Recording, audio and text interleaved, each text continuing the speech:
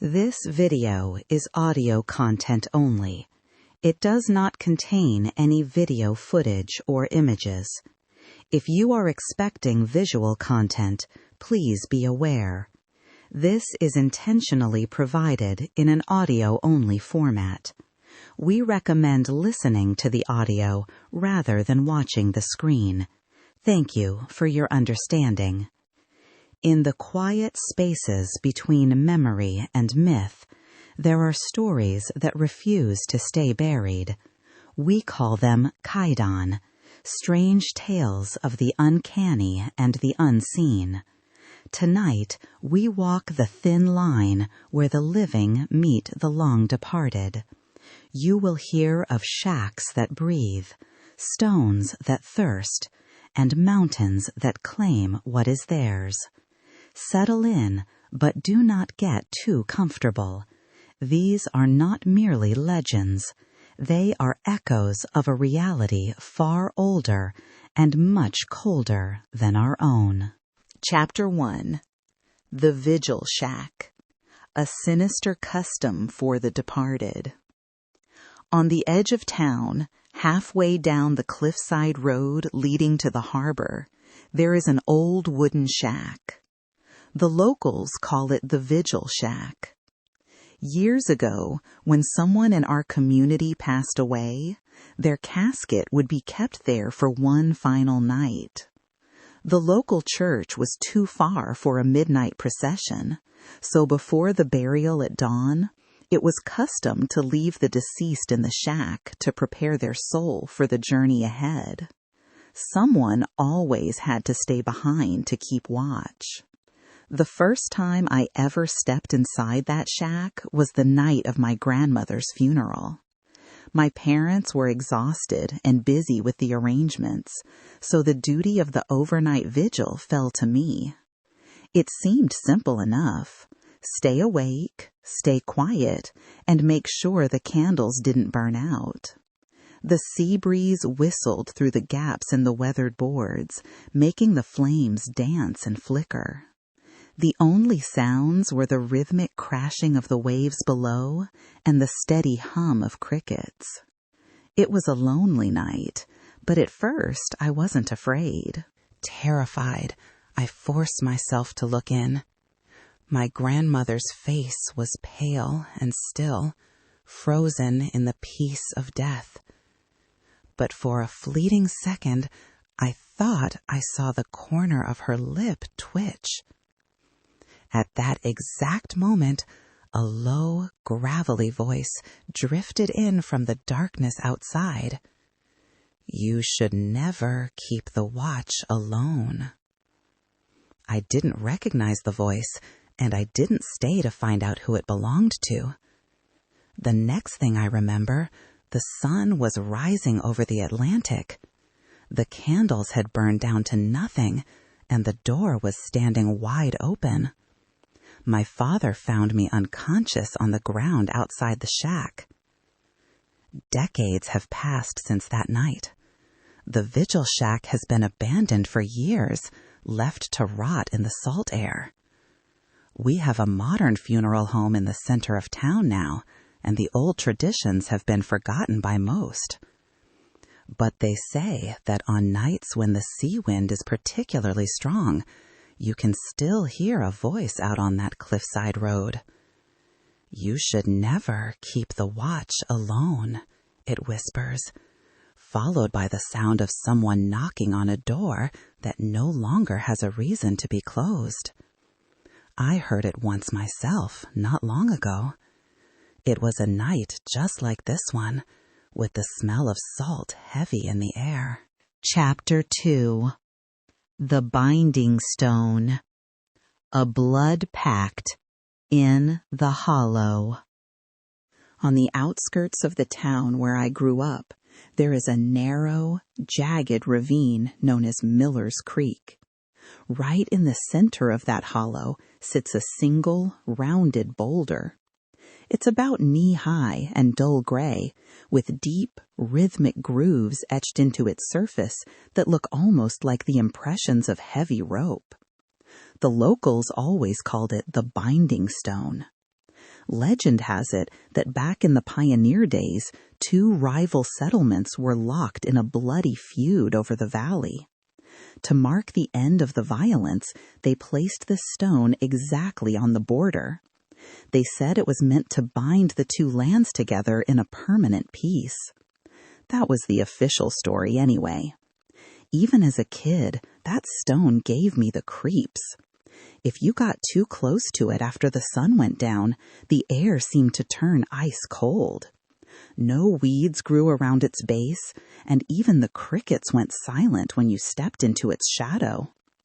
One night, a friend of mine named Mike and I went down there on a dare. When we shined our flashlights on the rock, we saw a small, chipped porcelain saucer sitting on top of it. It looked like an old offering, left by someone who still believed in the old ways. Mike, being the type who didn't believe in anything he couldn't see, reached out to knock it off. The second his hand got close, the saucer rattled against the stone with a sharp clack, even though there wasn't a breath of wind. I told him we should leave it alone, but he just laughed and gave the stone a heavy kick with his boot. In an instant, the atmosphere shifted. A high, thin sound, like a distant fife, echoed through the ravine. Then, right in the back of my skull, I heard a low, raspy voice. It didn't say words I could understand, just a guttural, satisfied grunt. We bolted out of there and didn't stop running until we hit the main road. The next morning, Mike came down with a localized fever that the doctors couldn't explain. Within a few days, his mind started to slip. His mother told me he'd try to wander out of the house in the middle of the night, muttering under his breath. "He's calling me," he would whisper. "I have to go back to the knot." The morning after Mike collapsed, I went back to the hollow alone. I don't know why. I guess I felt like I had to see it. When I reached the stone, I saw something draped over it that looked like a frayed length of hemp rope. It was wet and stained a dark brownish red. But as I stepped closer, I realized it wasn't rope at all. It was a thick braid of human hair, tangled and matted, winding around the stone and disappearing into the mud beneath it. As I watched, the mud shifted, and something small and pale twitched under the surface. A wet, sliding sound filled the air, and a voice hissed directly into my ear. "Put the knot back." I didn't wait for a second invitation. I ran and didn't look back for miles, but that voice stayed trapped in my head for a week. Later, I worked up the courage to ask Old Man Henderson, who knew all the local folklore, about the stone. He nodded slowly, his face turning grim. "That stone wasn't just a marker," he told me. "Back during the feud, they didn't just shake hands to stop the killing. They used a soul to bind the pact. They took a person from the settlements and tied them to the land so the peace would never break. When I asked him how they could possibly tie someone to a rock, he looked me dead in the eye. They twisted their hair and their fingers together and threaded them through holes bored into the stone," he said. "They didn't stop until the blood ran clear through to the other side." Years later, Mike moved away and we lost touch. I heard through the grapevine that he'd taken a job in construction out west and died in a freak tunnel collapse. The strange thing is, on the night the news reached our town, someone claimed they saw the binding stone in Miller's Creek. They said for one night only, the gray rock turned a deep, bruised crimson, as if it were soaking up fresh blood. By the next morning, it was back to its usual dull gray. But since that day, no one leaves offerings on the stone anymore. And every once in a while, when the wind dies down in the depths of the hollow, people say they can still hear a faint whistling tune, followed by a voice that whispers, "Keep them bound." Chapter 3. The Ridge School. The Ghostly Echoes of the Hollow. A year after the divorce was finalized, I moved with my daughter, Mia, to a small town nestled at the base of the mountains. I thought the fresh air and the distance from the city's frantic pace would help her settle down and give us both a fresh start. There was only one elementary school in the area, known locally as the Ridge School. It sat isolated at the end of a winding forest road that climbed high above the valley. It was a tiny place with only 10 students, all of them sharing a single multi-grade classroom. On her first day, Mia was nervous, but she gave me a small, brave wave as she started up the trail. That evening, she seemed brighter than she had in months.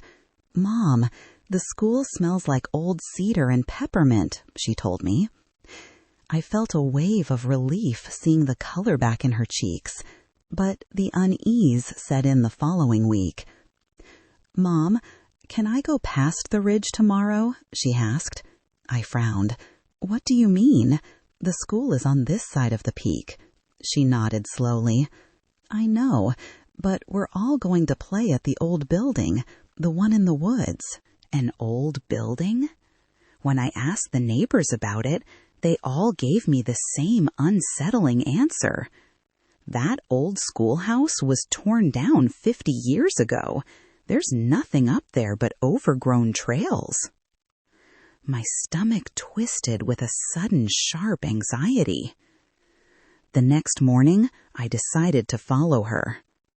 As I climbed the ridge trail, a thick, heavy fog rolled in, turning the world into a wall of white. Through the mist, I heard the unmistakable sound of children laughing. "This way! Hurry up!" I heard Mia's voice calling out from somewhere ahead. Then the silhouette of a building emerged from the gray. It was a vintage wooden schoolhouse. I could see lace curtains fluttering in the windows and rows of leather boots lined up neatly on the porch. It looked solid, permanent, and perfectly real.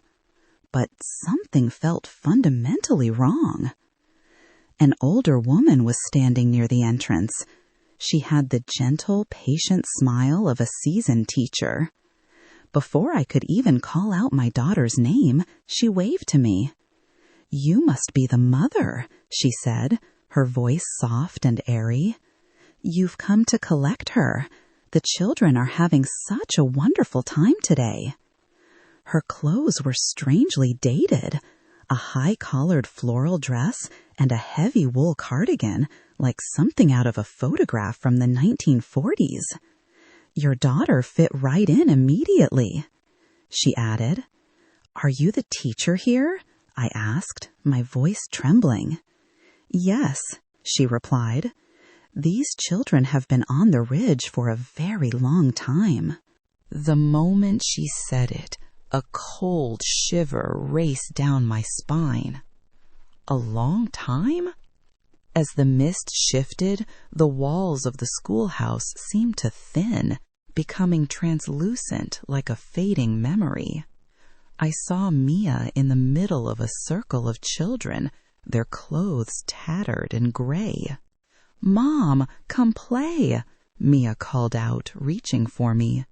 "Mia, we're going home right now," I shouted, lunging forward. "But the teacher said I have to stay here," she insisted. I didn't listen. I grabbed her and pulled her into a tight embrace. She felt ice cold, as if she were made of the mist itself. Suddenly, a violent gust of wind tore through the trees, and the fog vanished in an instant. I was standing in a clearing, clutching Mia, but the schoolhouse was gone. There was nothing there but a few moss-covered stone foundations and rusted iron nails. The teacher and the other children had vanished. When we got back to town, an old-timer at the general store told me the truth. "There used to be a schoolhouse up on that ridge," he said, staring off into the distance. "A massive blizzard hit back in the late 40s. The teacher and all the kids, they got trapped. They never made it out. People say you can still hear them playing when the fog rolls in." I held Mia close that night, but as she drifted off to sleep, she whispered something that chilled me to the bone. "Mom, I'm going back when the mist comes. They're all waiting for me." The next morning, I woke up to find the front door standing wide open. Mia's shoes were missing from the mudroom. Outside, the world was swallowed in a thick, blinding white fog. From the direction of the ridge, I could hear the faint, rhythmic tolling of a school bell and the distant, echoing sound of children laughing. When spring finally arrived and the snow melted away, I hiked back up to the ridge one last time. There, lying on the damp, dark earth, was a small plastic name tag. It was caked in mud, but I could still read the faded letters. Grade 2, Mia. And right next to it, half buried in the dirt, were others. Grade 3, Sam. Grade 1, Toby. The names of the children who had perished in the storm so many decades ago. Chapter 4. The Empty Bed. A Final Checkout. When I was about 30 years old, I had to rush to the emergency room in the middle of the night.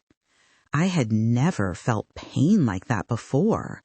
It was so intense I was breaking out in a cold sweat and could barely breathe.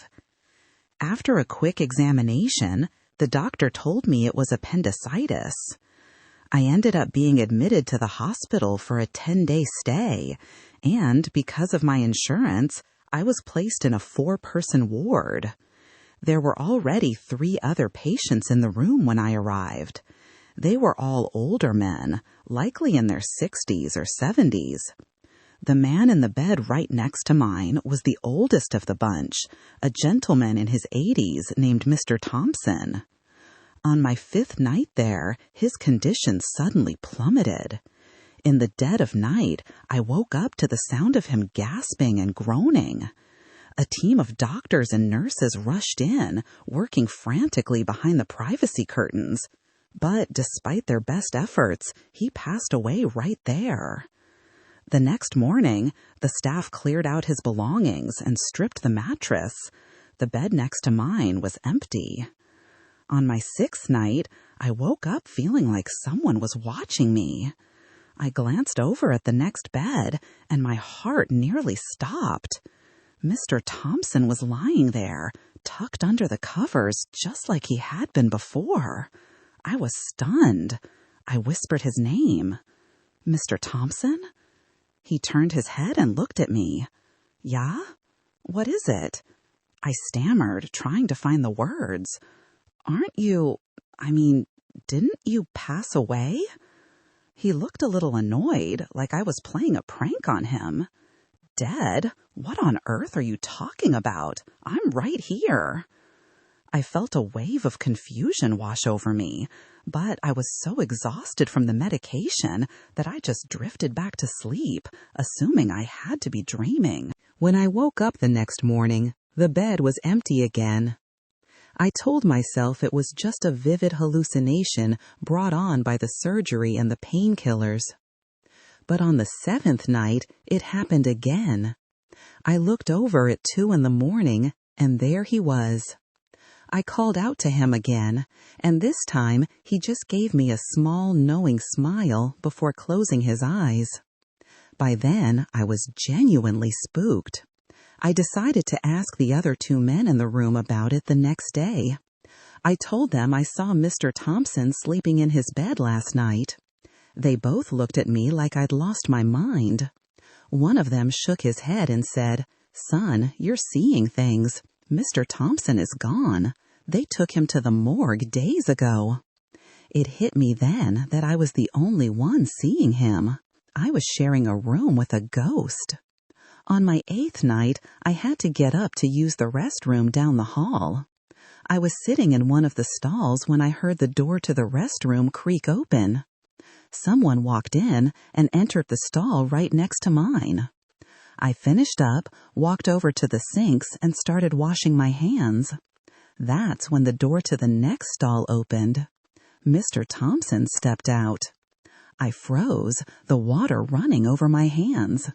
He looked at me, gave me that same gentle smile, and walked out the door toward our room. I stood there for a few seconds, paralyzed, before I gathered the courage to follow him. When I walked back into the ward moments later, his bed was perfectly made and completely empty. I told the other guys what happened again, and one of them just shrugged. "Maybe you've just got a knack for seeing the other side," he said. I didn't find that very comforting. I spent the rest of my stay in a state of constant anxiety, wondering when he would show up next. Finally, my 10 days were up. My family came to help me pack, and I headed down to the administrative desk to settle my bill and finish the discharge paperwork. The nurse behind the counter looked at my file, then looked up at me with a confused expression. "Mr. Thompson, your total comes to $3,000, she said. I stopped mid-sentence. "I'm sorry. I think there's a mistake. I'm not Mr. Thompson. My name is David." She frowned and tapped the paperwork. "But it says Mr. Thompson right here on the intake form. See?" She turned the clipboard around.